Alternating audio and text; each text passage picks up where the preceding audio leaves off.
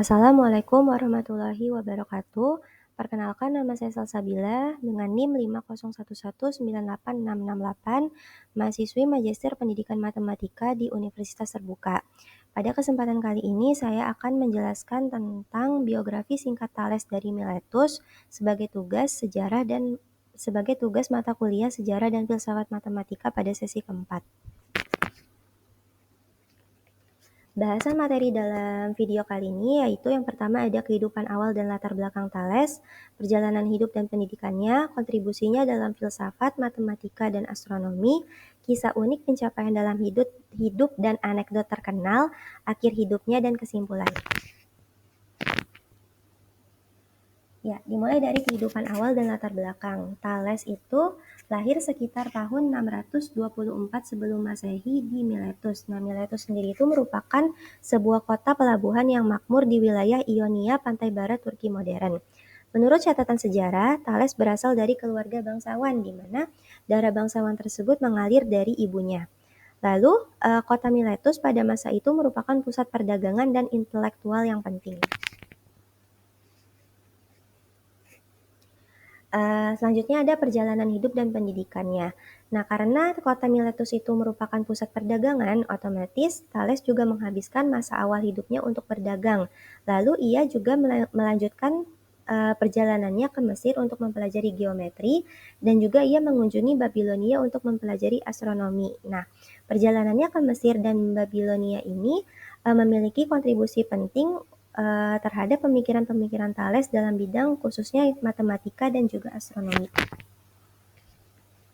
Selanjutnya ada kontribusi dalam filsafat. Salah satu hasil pemikiran Thales yang terkenal yaitu ia mengatakan bahwa air itu merupakan substansi atau prinsip dasar awal mula segala sesuatu di muka bumi ini.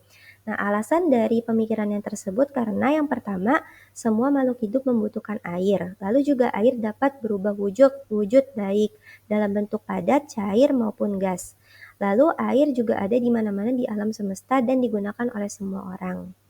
Selanjutnya, Thales juga merupakan orang pertama yang berfilsafat tanpa melibatkan dewa dan mitos. Jadi, dalam melahirkan pemikiran-pemikirannya, Thales itu pendekatannya itu lebih ke naturalistik, yaitu ia mengamati keadaan di alam sekitar.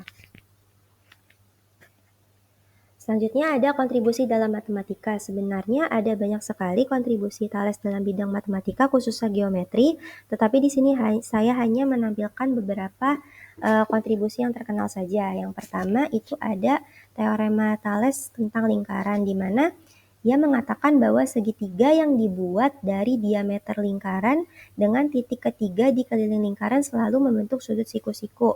Nah, di sini diameter lingkarannya itu dibentuk dari titik AB. Ini harusnya, titik A-nya itu ada di keliling lingkaran, pas di lingkarannya, dan titik B-nya juga, sehingga membentuk diameter. Lalu, kalau ada titik ketiga di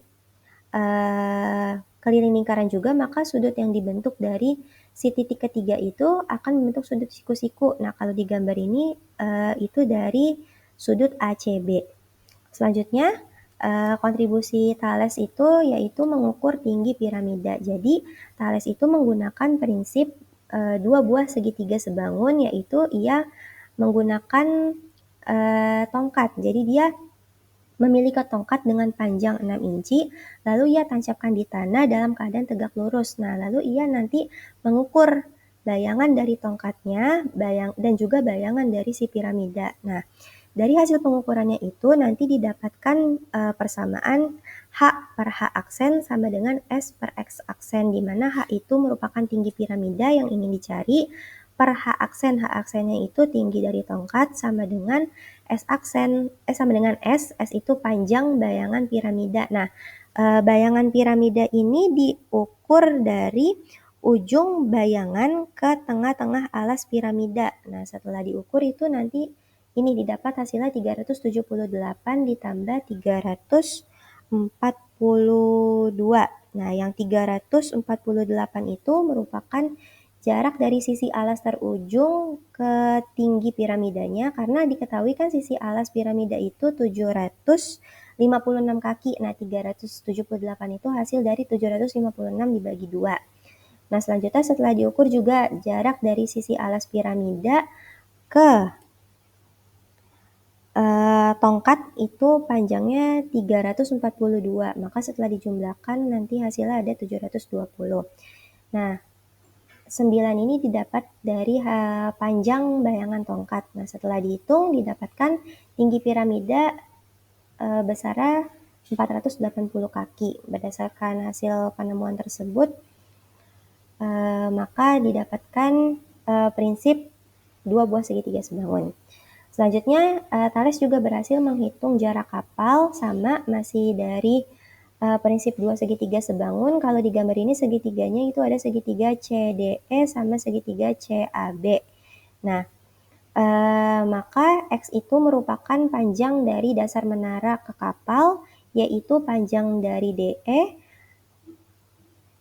maka didapatkan persamaan X per Y sama dengan L ditambah H per L. Maka didapatkan selanjutnya diturunkan lagi rumusnya itu X sama dengan Y dikali H plus L per L.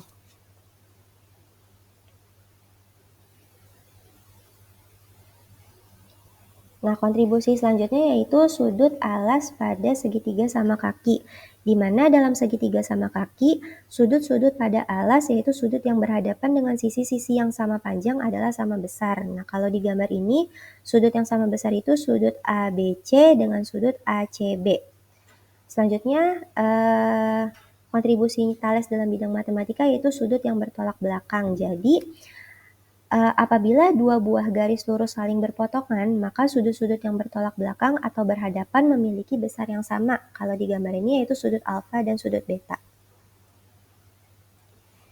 Selanjutnya, kontribusi Thales dalam bidang astronomi. Jadi, Thales berhasil memprediksi gerhana matahari sekitar pada tanggal 28 Mei tahun 585 sebelum Masehi.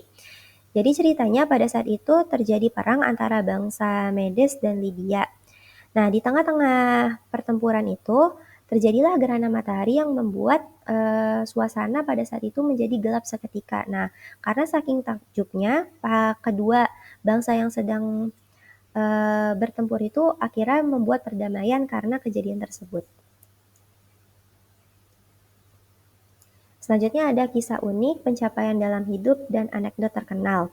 Kisah unik yang pertama yaitu Thales itu berhasil memonopoli minyak zaitun. Nah, karena Thales itu kan berhasil, dia itu dapat memprediksi ya kapan terjadinya hujan, kapan terjadinya gerhana. Nah, maka pada saat itu ia berhasil memprediksi kapan waktu panen dari si pohon zaitun, sehingga sebelum pohon tersebut panen dia membeli tuh alat-alat pemeras minyak zaitun, sehingga pada saat zaitun tersebut panen, ia menyewakan alat-alat tersebut kepada para petani zaitun, sehingga ia memperoleh keuntungan yang besar.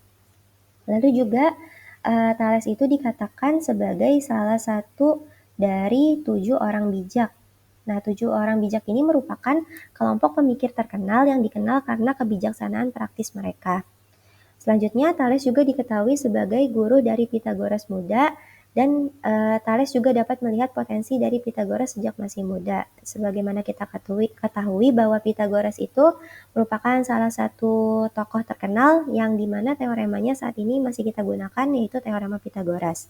Lalu terakhir ada anekdot terkenal yang dikatakan oleh Plato, di mana pada saat itu kejadiannya Thales sedang mengamati bintang-bintang, lalu ia saking asiknya pada saat mengamati bintang-bintang, ia terjatuh di parit. Nah, saat itu ada seorang wanita yang melihatnya dan berkata, bagaimana Anda dapat mengetahui yang terjadi di langit jika Anda tidak dapat melihat apa yang ada di dekat kaki Anda. Nah, anekdot tersebut menggambarkan salah satu sifat filsuf atau ilmuwan pada saat itu yang bersifat impraktis.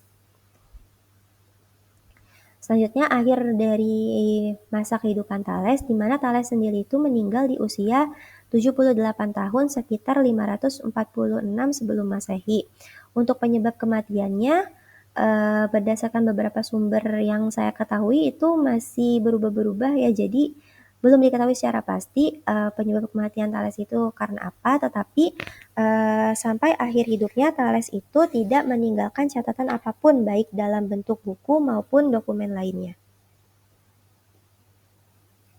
Nah, berdasarkan materi tersebut, dapat saya simpulkan bahwa yang pertama, Thales merupakan tokoh inspiratif yang mengubah cara manusia memandang dunia, karena pada saat itu eh, pemikiran-pemikiran yang dihasilkan itu lebih berpusat kepada dewa-dewa dan mitologi. Nah, di sini Thales membawa cara berpikir baru, yaitu dengan pendekatan kepada alam atau naturalistik. Lalu juga Thales memberikan kontribusi pembuktian deduktif pada bidang matematika khususnya geometri. Lalu juga ia disebut sebagai salah satu bapak geometri. Sekian penjelasan dari saya. Saya harap teman-teman sekalian dapat mengomentari dan memberikan saran yang membangun atas video ini. Sekian dan terima kasih. Wassalamualaikum warahmatullahi wabarakatuh.